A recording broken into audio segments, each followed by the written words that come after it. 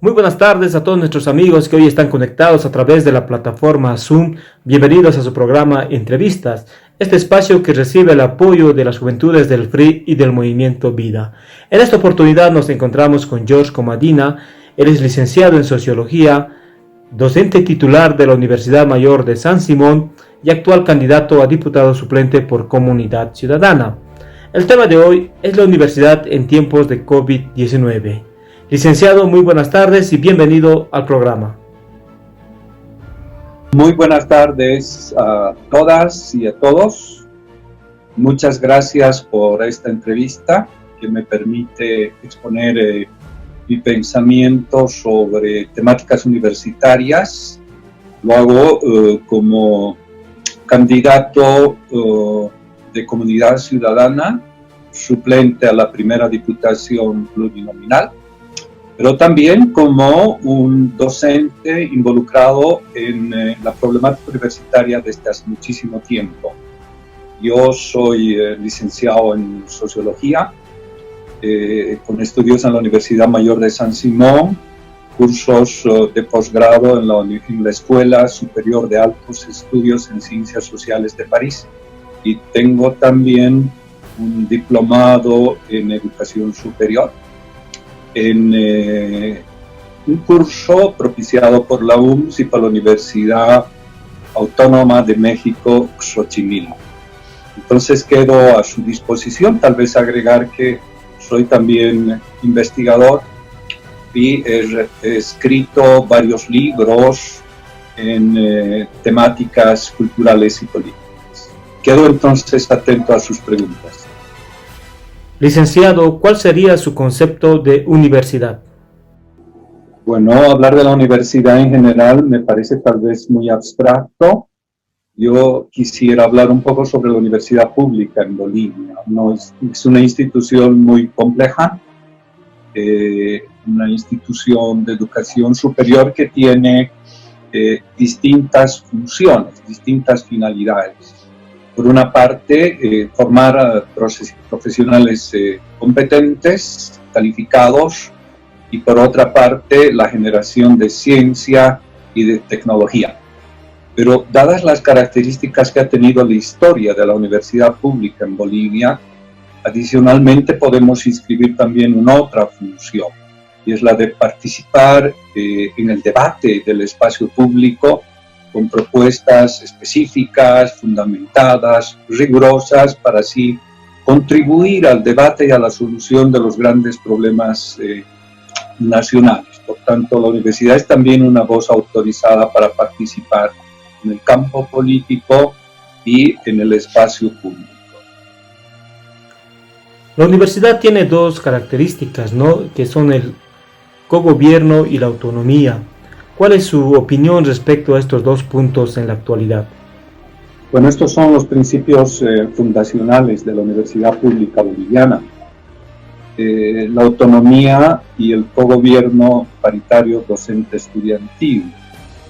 La autonomía debería pensarse como un requisito absolutamente imprescindible para que la universidad cumpla aquellas funciones que enuncié. Estas solo podrían realizarse plenamente en una atmósfera de pluralismo, de democracia, de libertad de cátedra, sin ninguna interferencia política o ideológica de los gobiernos de turno. Por lo tanto, la autonomía universitaria es el mecanismo jurídico que regula las relaciones entre la universidad y el Estado y le permite a las casas superiores de estudio elegir a sus autoridades, establecer su propio sistema de gobierno, seleccionar a sus docentes, aprobar sus planes de estudio, es decir, una autonomía académica y administrativa plena. El cogobierno es otro de los principios de la Universidad Pública Boliviana y afecta a su sistema de gobierno. Es una modalidad de la democracia universitaria que ha sido plasmada para facilitar la plena participación de los estudiantes en su propio proceso educativo, ¿no? Su participación en todos los órganos de gobierno universitario a nivel de las carreras, de las facultades, pero también a nivel general. Ahora, el cogobierno ha sido muy criticado por el mal ejercicio que algunos estudiantes han hecho de su investidura, ¿no? Y ciertamente en la actualidad yo puedo decir de que predomina una suerte de gremialismo en el ejercicio del cogobierno universitario, ¿no?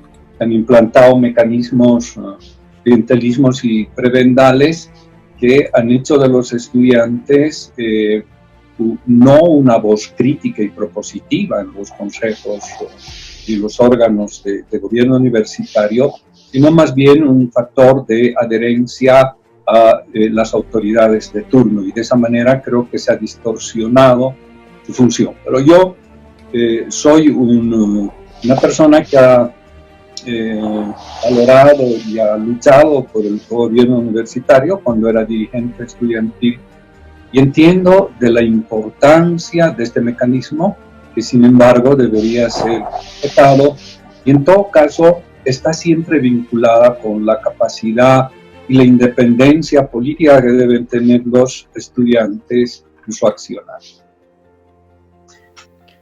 Licenciado, la calidad y transmisión de conocimientos, ¿usted cree que son los adecuados en la universidad? No, y creo que este es el gran problema de la Universidad de San Simón, pero también del conjunto de la Universidad Pública de Bolivia. De alguna manera, la Universidad Pública ha resuelto el problema del acceso a través de un largo proceso de democratización en el acceso a la educación superior. Tenemos universidades masivas y creo que tenemos también uno de los índices o de las tasas de acceso más altas a la universidad pública en América Latina. Sin embargo, tenemos un problema de calidad. Es un problema muy complejo y está ocasionado tanto por factores estructurales como por factores más puntuales, ¿no? Yo diría que uno de los problemas estructurales tiene que ver con la mala formación de los alumnos o de una formación precaria. Todos sabemos la crisis del propio sistema educativo boliviano. Como ahora la universidad ha transformado su matrícula, la mayor parte de los alumnos que acceden a ella provienen de las provincias. Conocemos las limitaciones de la escuela de Bolivia a nivel básico y a nivel secundario en nuestros lugares. Pero también es responsabilidad de los propios docentes, ¿no? Los docentes tienen una formación no específica para dar clases en la universidad y rodea su acción una cultura de la clase magistral, repetitiva, memorística. Y eso han hecho de la universidad una institución que todavía no ha resuelto su problema de calidad. A ello hay que agregar, creo, la falta de recursos financieros que impiden inversiones estrictamente en el mejoramiento de los procesos de enseñanza y aprendizaje. Entonces, miremos por donde miremos. En todas las facultades, creo que podemos decir que la calidad es uno de los problemas actuales más lacerantes e importantes de la universidad pública en Bolivia. En este tiempo del COVID-19, ¿los docentes de la Universidad Mayor de San Simón están capacitados para las clases virtuales? No lo están, porque están en un proceso de aprendizaje de lo que son las plataformas digitales educativas. Hemos ingresado a un momento muy complejo en la universidad porque efectivamente las plataformas digitales tienen una potencialidad extraordinaria, ¿no? Son verdaderamente geniales por la capacidad que tienen de transmitir información, de permitir una interacción cercana con los estudiantes, pero no ha sido una solución buscada por las universidades, ¿no? Y sobre todo en San Simón la respuesta ha sido muy tardía e incompleta. Los profesores no tienen todavía capacidades de manejar de una manera aceptable o perfecta estos instrumentos, pero sobre todo carecen de de un marco pedagógico y didáctico para hacer las clases digitales. Las clases digitales no pueden compararse con las clases presenciales. Tienen por sus características que tener una pedagogía y una didáctica muy diferente. Entonces no pueden imitar de una manera paródica o torpe la clase presencial. Entonces los profesores sí han aprendido muy rápidamente el uso de estos instrumentos, pero faltan todavía pedagogías didácticas y experticia en el manejo de los instrumentos virtuales. El acceso a Internet en Bolivia es limitado, por lo cual muchos estudiantes universitarios han manifestado su preocupación al no poder ser parte de sus clases virtuales. ¿Cuál debería ser la política que debe implementar la universidad y el Estado boliviano para solucionar este conflicto de acceso al Internet? Mira, no solamente es el problema del Internet, es un problema también de acceso a computadoras adecuadas o a tablets o a celulares aptos como para poder conectarse. Y esto que tú dices del Internet es algo que también lo que está mostrando es una enorme brecha digital entre la población boliviana. Eso quiere decir que una gran parte de la población universitaria, sobre todo aquella que viene de las provincias, carece de los recursos para comprar estos equipos o para tener una conexión de Internet de calidad permanente. Y la brecha digital es en realidad una de las muestras más de la profunda desigualdad social y económica que existe en Bolivia, ¿no? Y que condena a cientos o a miles de universitarios a una suerte de muerte universitaria, es decir, a la imposibilidad de acceder a estos medios. Entonces, la educación digital tiene muchísimas potencialidades y sin duda ha llegado para quedarse. Pero mientras no se resuelva el problema del acceso a estas tecnologías y a la conexión de Internet, esta siempre será una solución precaria y coja. Entonces, este es un tema que debe plantearse desde el Estado, pero también desde las universidades.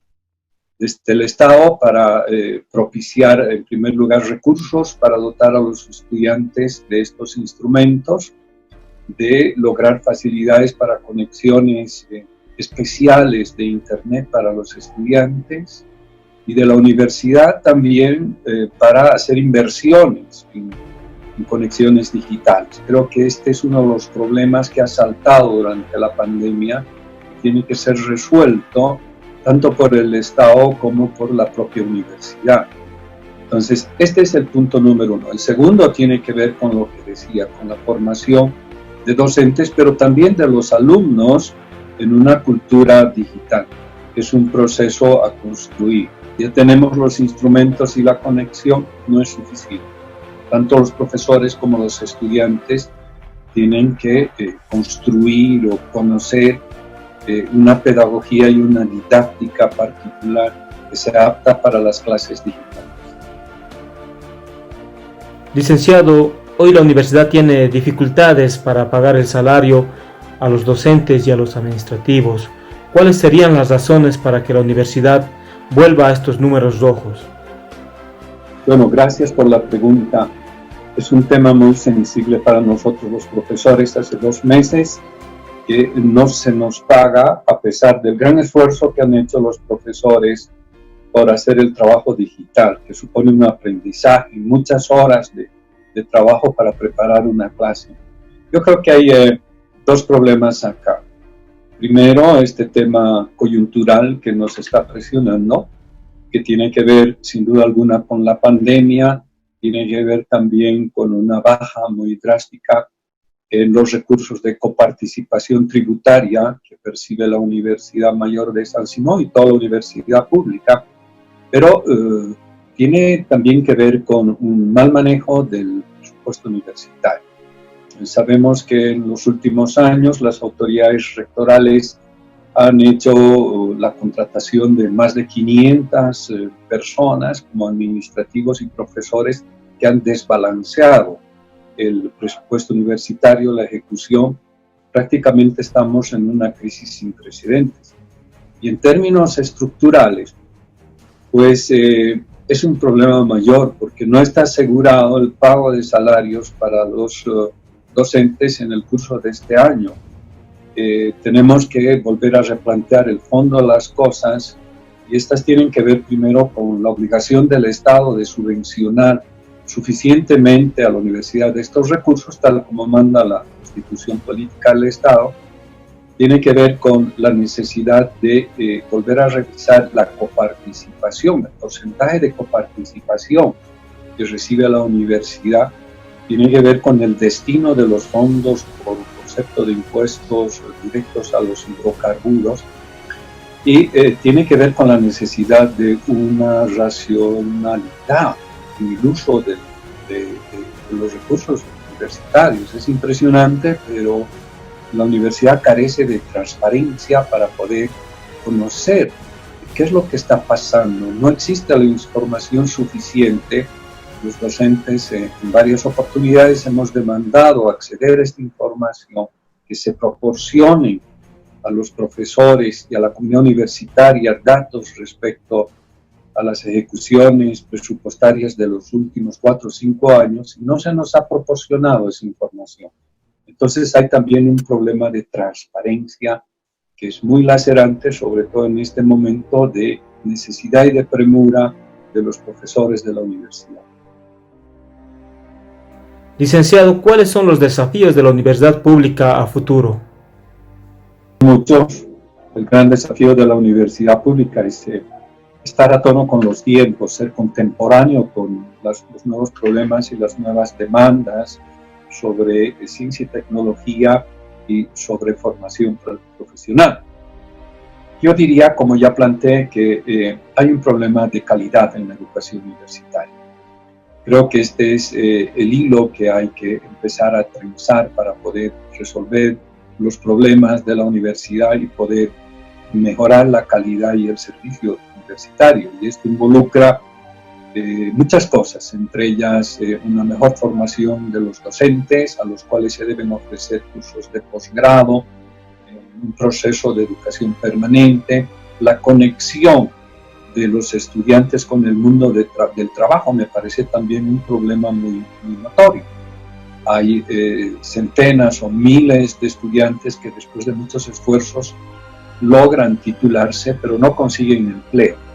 Entonces, tanto el Estado como la universidad, a través de programas especiales, desde mi punto de vista, deberían realizar formaciones conectadas con el mundo del trabajo. Hay además un problema político grave en las universidades, como lo muestra el caso de San Simón, y es que las instancias rectorales y vicerrectorales carecen de una independencia política y de la imparcialidad y de la capacidad necesaria para dirigir una institución cada día más compleja. Y finalmente, yo diría que hay también un problema de transparencia muy grave. Transparencia en el manejo de recursos financieros que el Estado, con dineros públicos, proporciona a la universidad y que no tienen verdaderamente un uso transparente. Este me parece también que es otro de los elementos que ha precipitado una crisis en la universidad, en la educación superior pública, muy grave y muy compleja. De esta manera hemos cumplido el primer sector del programa. Ahora damos paso a las preguntas del público. Marcelo, tienes la palabra. Acaba de levantar su mano Fernando Galindo. Adelante, Fernando, por favor. Muy buenas tardes, licenciado Comadina. Primeramente, felicitarle por su dedicación en la educación. Y mi pregunta es la siguiente. ¿Cuál sería su consejo a los estudiantes universitarios en estos tiempos de la pandemia? Bueno, yo creo que los estudiantes están desafiados, en primer lugar, a asegurar la continuidad de las clases digitales. Sabemos que las condiciones no son las ideales. que existen muchas limitaciones para poder conectarse a estos cursos digitales. Pero tenemos que asumir el reto, el desafío, también la oportunidad para continuar el semestre y poder vencerlo satisfactoriamente. Entonces, el primer consejo, la primera opinión que tengo es más bien una invitación a los estudiantes, a mis propios estudiantes, a que participen de una manera activa en las clases digitales, traten de no marginarse, traten de aprender lo mejor que puedan el uso de estos instrumentos. Su participación es indispensable para poder mantener la universidad abierta. Y en segundo lugar, mi otra percepción, mi otra idea es que es necesario más que nunca que los estudiantes se constituyan como un sujeto político en la universidad, no partidario, pero que puedan cumplir a cabalidad las funciones del cogobierno universitario, fiscalizando el uso de estos recursos, el uso que hacen las autoridades de los recursos universitarios, que son recursos públicos y que están destinados justamente a producir profesionales. Es necesario una participación lúcida, plena y muy firme en los asuntos internos de la universidad.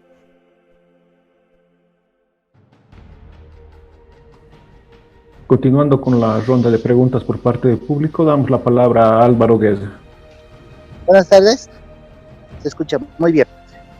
Sin duda alguna, compañeros, escuchando la exposición y sobre todo con la iniciativa del cuestionamiento estructural, ¿no? En una relación que podríamos marcar como Estado, universidad, sociedad, marcada coyunturalmente por la actual pandemia, se puede notar en apariencia un distanciamiento de la universidad tanto frente al Estado, que termina siendo o termina jugando un papel de cajero, ¿no? Le solicitamos recursos para llevar adelante una misión que no está en relación con la sociedad. Sin duda alguna, como repito, el momento coyuntural excepcional que nos ha tocado vivir a nivel mundial, no se sabe bien en qué medida vayan a surgir cambios estructurales, pero siquiera en Bolivia la relación de la universidad tanto hacia el Estado y tanto a la sociedad debe de cambiar. Estamos, y esto es evidente, en vísperas de la realización de elecciones generales. Tenemos la perspectiva de que asuma un nuevo gobierno con nuevas características. La universidad, repitiendo lo que se dijo en la entrevista, debe de estar en el momento concreto. ¿Cómo hace la universidad para estar a la altura de la situación política, social, económica nacional? Pues yo creo que la participación de la universidad en esta crisis, en la resolución de esta crisis, ha dado mucho que desear. Por lo menos en el caso de Cochabamba, a diferencia, por ejemplo, de la UNSA, de otras universidades que han tenido más sintonía, sobre todo en sus aportes científicos, de sus investigadores, para poder conocer el comportamiento del virus, facilitar información científica sobre sus características, etc.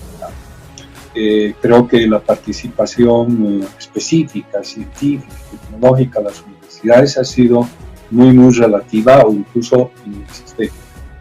Pero lo que yo coincido en que esta crisis muy compleja ha alcanzado también a las propias universidades. Está en cuestión un modo de enseñanza, pero está también en cuestión el tipo de relación que tiene que tener la universidad con el Estado y con la propia sociedad.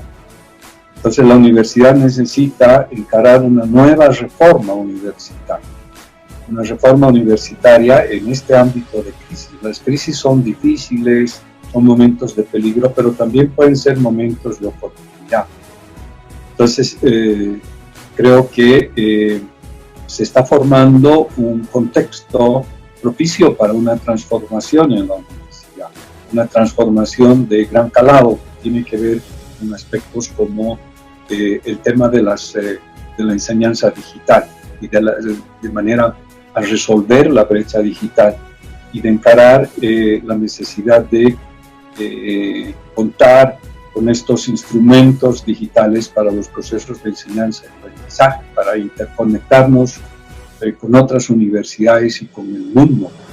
Hoy en día los acervos de información y de conocimiento en los espacios digitales son enormes. Y por supuesto, esto no quiere decir olvidar la clase presencial, que es por sus propias características casi insustituible. Pero además necesitamos volver a pensar las características del poder universitario, de la democracia universitaria, que tienen grandes vacíos y limitaciones.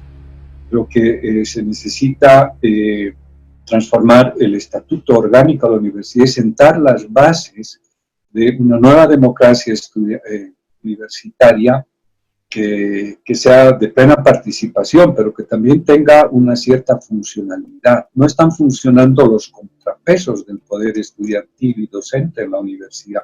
Estamos a merced de grupos políticos que han tomado la universidad como un botín de guerra. Necesitamos además reformar drásticamente la inversión en ciencia y tecnología en la universidad. Faltan recursos para los procesos de investigación científica, de apropiación tecnológica. Entonces es necesario una profunda reforma nuevamente en la universidad, tratando de conectar a la universidad, los profesionales que se gradúan con el mundo del trabajo. La palabra, por favor, para Álvaro Barrientos. Perdón, Alan Barrientos. Adelante, por favor. Buenas tardes. Tenía una consulta respecto a la inversión pública que se realiza en la educación, respectivamente en la universidad. En los últimos años, al igual que el sistema de salud, no hemos visto una inversión eficiente. ¿Cómo calificaría la inversión pública en la educación tanto colegial y universitaria? Bueno, de acuerdo a la Constitución Política del Estado, el Estado debe proveer de recursos suficientes para que la universidad cumpla plenamente sus funciones. Y creo que ahí hay un problema. En los últimos años se ha detectado que estos recursos, sobre todo aquellos que provienen de la participación tributaria, han ido bajando. Pero también es preocupante que muchos de los recursos de la universidad que estaban destinados de manera exclusiva a una inversión en ciencia y en tecnología y a la mejora de la calidad de los procesos educativos hayan sido utilizados en rubros que no corresponden, por ejemplo, la de infraestructura. Entonces la universidad tiene ahora un problema financiero en el futuro. Pero, como ya lo había sostenido, un problema todavía muchísimo más grave es el hecho de que muchos de esos recursos que recibió la universidad han sido destinados a la planilla de sueldos y salarios, al ítem 100, a través de la contratación de muchísimo personal. Estoy hablando de varias centenas de personas que han sido contratadas sin que haya un fundamento para ello y que han distorsionado la planilla de sueldos y salarios en la universidad, y es probablemente por esa razón que nos encontramos ahora en una situación crítica. Entonces, y ya en términos generales, tanto la salud como la educación deben ser rubros prioritarios de la función estatal. Es necesario cambiar drásticamente la orientación del presupuesto general de la nación, lograr mayores niveles de inversión, tanto para salud como para educación. Y lo que ha revelado la crisis sanitaria y la crisis económica es justamente eso.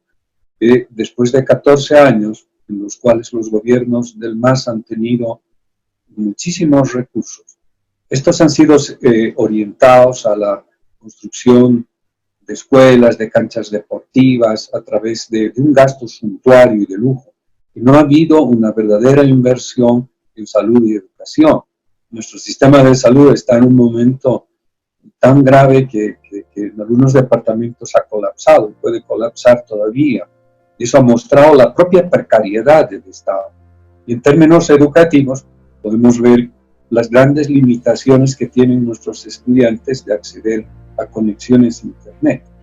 Entonces, creo que debemos aprender de la crisis para proyectar nuevos cambios en la universidad, y creo que las próximas elecciones pueden ser un buen momento para que las organizaciones políticas puedan ahí visibilizar estos problemas, sobre todo el de la salud y la educación. Nuevamente, Alan Barrientos. Adelante, por favor, Alan. Tengo otra consulta de acuerdo a la transformación educativa. De acuerdo a una reforma educativa, ¿cuánto tiempo se toma en el proceso de la creación de la nueva reforma o del nuevo sistema, en el tiempo de inversión pública y el tiempo de aplicación en concreto para que sea efectivo y se esté llevando en curso la misma reforma? Pues los procesos de reforma en la universidad, mirando su historia, tienen sus propios ritmos, ¿no? No es fácil cambiar la universidad, porque la universidad es una institución que tiene una cultura de conservar el statu quo, ¿no? Es una institución paradójicamente altamente resistente al cambio, a pesar de los discursos progresistas de docentes y de profesores. Yo creo que la universidad podría tener una primera fase de discusión y debate sobre las orientaciones que debe tener la reforma. Para eso, de alguna manera, hay que instalar espacios de debate y de proposición entre los gremios de la universidad. Muy bien, sabemos que tenemos que cambiar la universidad, pero necesitamos un programa más preciso, necesitamos debatir entre profesores, necesitamos debatir con los estudiantes la orientación y el sentido que tiene que tener esta reforma. Entonces, esta discusión podría desembocar en un congreso universitario, que es la máxima instancia de autoridad y decisión en la universidad, en la cual se pueda cambiar el estatuto orgánico de la universidad, introduciendo un conjunto de reformas. Pero estas apenas serán una palanca, que la verdadera reforma va a consistir en la aplicación, ¿no es cierto?, ya concreta y específica de nuevos programas universitarios, de enseñanza-aprendizaje, nuevas políticas para proyectar a la universidad hacia la resolución de los problemas económicos, sociales, sanitarios de la población, etc. Entonces estamos hablando de un proceso. Hay que entender una reforma universitaria como un proceso, ¿no? Un proceso más o menos largo, pero urgente. Y tiene además una otra condición, y es que tienen que haber sujetos que impulsen este proceso. Y esos sujetos son los profesores y son también los estudiantes. Bueno, quisiera aprovechar, licenciado Comadina, para realizarle una pregunta. Mi nombre es Marcelo Rodríguez. Cuando se habló de la autonomía universitaria, se menciona que la autonomía ha sido mal vista porque algunos estudiantes han hecho un mal ejercicio de su investidura. ¿Podría precisar esa información? Dado que he sido consejero... No, tanto esa crítica no correspondía tanto a la autonomía, sino al sistema del cogobierno. La autonomía es un principio fundamental de la Universidad Pública Boliviana y no la cuestiono. Creo que el respeto a la autonomía es la condición mínima para que la universidad pueda ejercer sus funciones. Hablé del cogobierno como de otro de los principios fundamentales. Lo defiendo. Creo que puede funcionar, pero la condición para un buen funcionamiento es que los dirigentes estudiantiles, los distintos centros de estudiantes, las representaciones estudiantiles en las instancias de cogobierno sean efectivas y no tengan como horizonte un gremialismo ciego. Es necesario que los estudiantes asuman como parte del gobierno de la universidad, no como una suerte de direcciones que sostienen a un poder rectoral. Los estudiantes tienen que tener la suficiente independencia maduros como son, como para poder ejercer plenamente la función de gobierno, es decir, tratar problemas institucionales y resolver problemas institucionales en la universidad con independencia de criterio. Entonces, esto lo digo porque creo que tanto la Federación Universitaria como algunos centros de estudiantes carecen de protagonismo hoy en día en la universidad. Su voz ha sido apagada, están embargados de alguna manera o preocupados de problemas gremiales y de luchas intestinas que han nublado su capacidad de acción, su voz, la importancia que deben tener del ejercicio del poder universitario, ¿no? Muchas gracias, licenciado. Vamos a dar la palabra a Israel. Adelante, por favor, Israel. Bueno, nuevamente. Mi pregunta va referida a que el pensum de la Facultad de Humanidades responde a la nueva realidad de los estudiantes o debería ser reformulado. Gracias. Mira, no te puedo responder concretamente sobre ese pensum, puesto que yo participo en la Facultad de Ciencias Sociales. Sin embargo, lo que te puedo decir es que todos los planes de estudio en la universidad, en el caso de la Facultad de Ciencias Sociales, tienen un cierto anacronismo con relación a las transformaciones económicas, sociales, políticas, científicas y tecnológicas de las últimas décadas. Somos todavía prisioneros de la materia aislada, que no está conectada con otras materias. Somos todavía prisioneros de contenidos demasiado escolásticos que no se han transformado con el tiempo para permitir el ingreso al pensum de nuevas teorías, de la interdisciplinariedad, de la interdisciplina, nuevos enfoques sobre la sociedad, el conocimiento, las leyes, la medicina. Entonces, pienso que hay un cierto anacronismo en los planes de estudio de la universidad y justamente creo que una reforma universitaria debería incluir, por supuesto, una reforma académica, y esta es la transformación del currículum, ¿no? El currículum, pero además está entendido no solamente como una colección, una sucesión de materias aisladas, sino el currículum es un conjunto de prácticas de enseñanza y aprendizaje.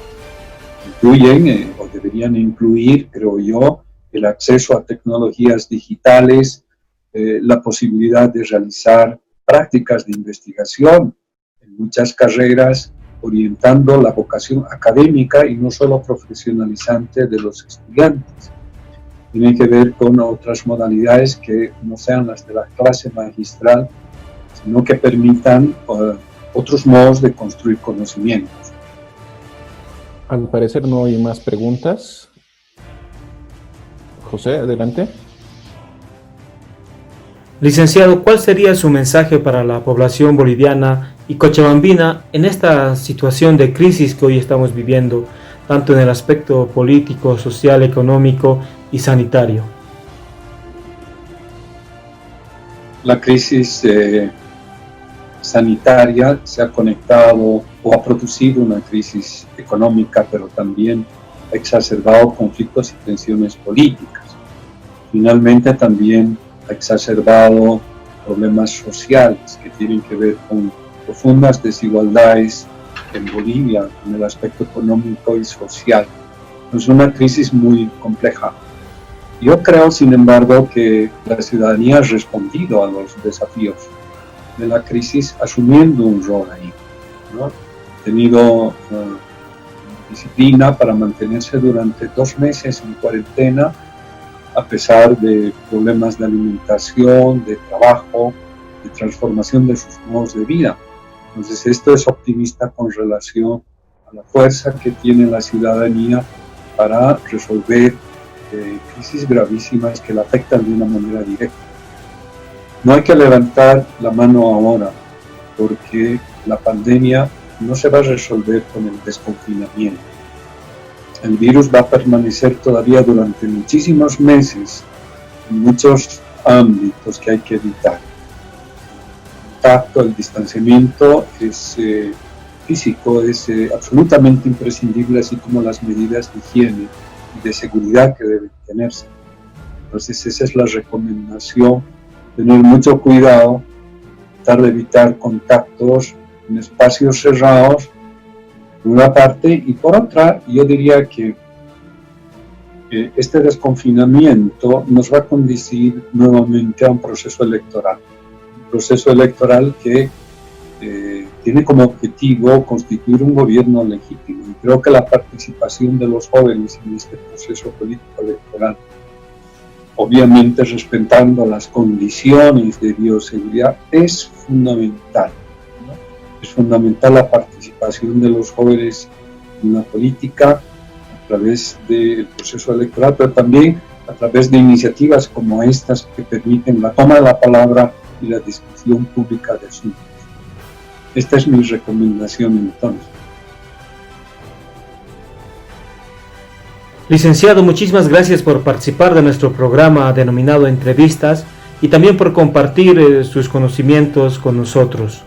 Sus palabras de despedida, licenciado. Solo felicitarlos por esta iniciativa. Me parece verdaderamente remarcable que se puedan realizar este tipo de eventos a distancia en medio de una complejísima crisis. Y por lo tanto, los felicito por la iniciativa y continúen adelante. Muchísimas gracias a todos nuestros amigos que hoy nos han seguido a través de la plataforma Zoom. Les invitamos a acompañarnos en nuestras próximas emisiones y también a seguirnos a través de nuestras redes sociales. Gracias y hasta nuestra próxima emisión.